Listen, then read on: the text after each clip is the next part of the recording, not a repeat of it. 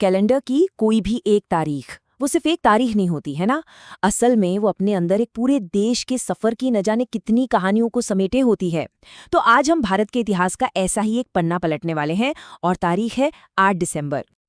कभी सोचा है कि एक ही दिन में एक ही तारीख पर इतिहास की कितनी अलग अलग परतें हो सकती हैं? मतलब एक तरफ एक महान कलाकार का जन्म हो रहा है तो दूसरी तरफ देश की पहली पनडुब्बी पानी में उतर रही है। कहीं कोई राजनीतिक जीत का जश्न है तो कहीं दुनिया के मंच पर भारत का नाम रोशन हो रहा है। 8 दिसंबर की कहानी कुछ ऐसी ही दिलचस्प है। तो चलिए साथ मिलकर इस सफर पर चलते हैं। हम एक सदी से भी लंबे टाइम पीरियड को देखेंगे, साल 1900 से लेकर 2021 तक, और जानेंगे कि कैसे 8 दिसंबर की तारीख ने भारत की कहानी को अलग-अलग तरीकों से शेकिल दिया है। सबसे पहले बात करते हैं आर्ट और कल्चर की। कहते हैं ना कि ये किसी भी देश की आत्मा होती है, और 8 दिसंबर का दिन भारत की क्रिएटिविटी के लिए एक बहुत बहुत खास दिन रहा है। बात है साल 1900 की। इसी दिन 8 दिसंबर को एक ऐसे कलाकार ने जन्म लिया जिसने इंडियन डांस को देखने का नजरिया ही हमेशा के लिए बदल दिया, और उनका नाम था उदय शंकर। अब उदय शंकर की खासियत क्या थी? सोचिए, उन्होंने भारत के क्लासिकल और फोक डांस को यूरोप की थिएटर टेक्निक्स के साथ मिला दिया, एक फ्यूजन तैयार किया, और इसी कमाल के एक्सपेरिमेंट की वजह से उन्हें father of modern Indian dance का खिताब मिला। उन्होंने भारतीय नृत्य को दुनिया के मंच पर एक नई पहचान दी। और अब चलिए एक लंबी छलांग लगाते हैं, सीधा एक सदी से भी आगे, 8 दिसंबर 2021 पर। वक्त बदला, मंच बदला और कहानी कहने का तरीका भी। इसी दिन हंसल मेहता की web series scam 1992 the Harshad Mehta story ने फिल्म फेयर ओटीटी अवार्ड्स में सबसे ज्यादा नॉमिनेशन बटोरे। ये दिखाता है कि कैसे कहानी सुनाने की कला वक्त के साथ मंच से निकलकर हमारी स्क्रीन्स तक आ पहुंची है। तो कला से आगे बढ़ते हुए अब बात करते हैं देश के उन बड़े माइलस्टोन्स की जिन्होंने मॉडर्न इंडिया को बनाने में मदद की। और हाँ, 8 दिसंबर की तारीख ने इस सफर में भी कुछ बहुत अहम मोड़ दिए हैं। साल था 1967। इसी दिन भारत ने गहरे समंदर में अपनी ताकत का परचम लहराया था। आईएनएस कैलवरी, भारत की सबसे पहली सबमरीन, को इंडियन नेवी में कमीशन किया गया। ये सिर्फ एक जहाज नहीं था, बल्कि ये देश की समुद्री सुरक्षा और आत्मनिर्भरता की तरफ उठाया गया एक बहुत बड़ा कदम था। अब एक और काफी दिलचस्प बात, 8 दिसंबर 2002 को अमेरिका ने गौमूत्र के औषधीय इस्तेमाल के लिए एक पेटेंट जारी किया।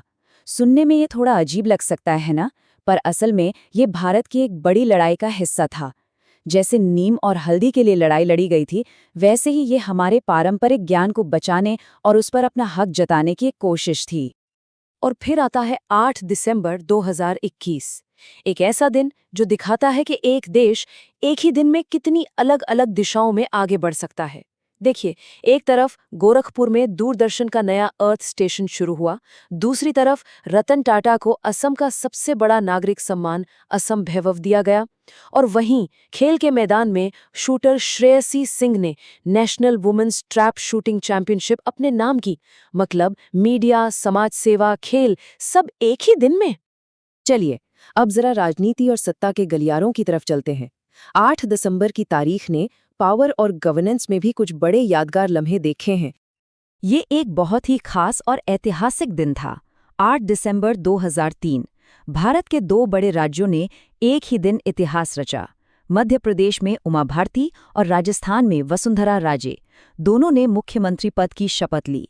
जरा सोचिए, एक ही दिन दो महिला नेताओं का सत्ता के शिखर पर पहुंचना, ये विमेन एम्पावरमेंट का कितना बड़ा सिंबल रहा होगा। लेकिन सत्ता का एक दूसरा पहलू भी होता है। साल 2010 में इसी तारीख को देश ने एक बड़ा घोटाला देखा। सीबीआई ने एक पूर्व दूरसंचार मंत्री के घर पर छापे मारे। तो ये घटना भी हमें याद दिलाती है कि पावर के साथ चुनौतियां और पारदर्शिता की जरूरत हमेशा बनी रहती है। और आखिर में देखते हैं कि कैसे 8 दिसंबर की तारीख दुनिया के मंच पर भारत की बढ़ती आवाज की भी गवाह बनी है। 8 दिसंबर 2021 एक और खबर आई जिसने दुनिया भर में भारत का मान बढ़ाया। भारतीय अर्थशास्त्री गीता गोपीनाथ को आईएमएफ यानी इंटरनेशनल मॉनेटरी फंड, जो दुनिया की सबसे बड़ी वित्तीय संस्थानों में से एक है, उसमें एक बहुत बड़ी जिम्मेदारी दी गई। उन्हें IMF का फर्स्ट डेप्यूटी मैनेजिंग डायरेक्टर बनाया गया। आसान भाषा में कहें तो वो उस संस्था में नंबर 2 की पोजीशन पर पहुंच गईं।